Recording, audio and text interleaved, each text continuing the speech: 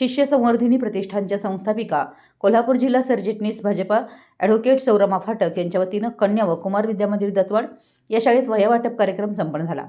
यावेळी शासनाच्या व सामाजिक क्षेत्रातल्या सर्व योजनांचा लाभ सर्वसामान्यांपर्यंत पोहोचवण्यासाठी सातत्याने प्रयत्नशील असणारे शिरोळ तालुक्यातील अग्रगण्य युवा नेते, कोल्हापूर जिल्हा उपाध्यक्ष भाजपा किसान मोर्चा राजगुंडा पाटील, शिरोळ तालुका महिला मोर्चा उपाध्यक्ष सौ मनीषा जोशी, मागासवर्गीय सेल तालुका अध्यक्ष तेजस वराळे, संजय निकमसर, दत्तवाड अध्यक्ष कुमार पाटील, माजी सैनिक अशोक नेरले, संधी गुरुजी, धुळाप्पा मालिकवाडे, निखिल जोशी, रमेश खरपी, प्रकाश पाटील, चंद्रकांत बिरंगे, शिवगोंडा पाटील, मंदार जोशी, मुख्याध्यापक, शिक्षकवृंद, विद्यार्थी, ग्रामस्थ मोठ्या संख्येने उपस्थित होते।